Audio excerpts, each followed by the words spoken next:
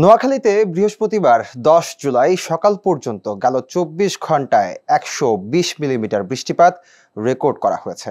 এতে বন্যা পরিস্থিতি উন্নতি না হলেও স্থিতিশীল রয়েছে।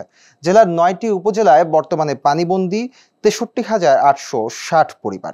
দুর্গতদের জন্য আশ্রয়কেন্দ্র খোলা হয়েছে 466টি।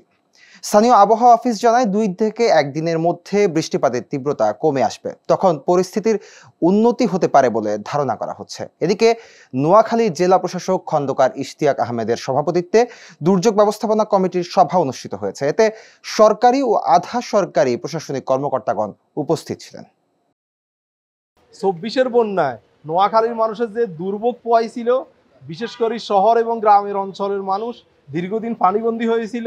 আর ঠিক অনুরূপ 25-এ এসেও অনুরূপ বন্যা প্রবণতা সৃষ্টি হয়েছে এবং ইতিমধ্যে নোয়াখালীতে যে জলবদ্ধতা সৃষ্টি হয়েছে এবং জনমানবে যে কষ্ট দুর্ভোগ হচ্ছে, এটার জন্য প্রকৃতপক্ষে আমাদের নোয়াখালীর যে ড্রেনেজ সিস্টেম এবং পানির যে প্রবাহ, এটা বিঘ্নিত হওয়ার কারণে অবৈধ দখল এবং অপরিকল্পিত নগরায়ন এবং বাড়িঘর তৈরির কারণে এবং মানুষ নিজেদের স্বার্থে নিজেরাই নিজেদের ভবিষ্যৎকে ক্ষুণ্ণ করছে। সেজন্য আমরা জনসচেতনতামূলক কার্যক্রম চালাচ্ছি। বৃষ্টি হওয়ার পরে একরকম বিষয় দেখা যাচ্ছে, এখন আরো বেশি বোঝা যাবে যে পানি আসলে প্রতিবন্ধকতা কোথায় হচ্ছে, পানি নামতেছে না কেন।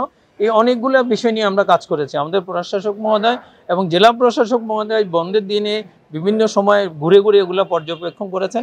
আমাদের প্রথমত হলো সমস্যাটা চিহ্নিত করা, দেন এটাকে আমরা সমাধানের পথ খুঁজে নেওয়া। তো আশা করতেছি এই উদ্যোগ সফল হবে।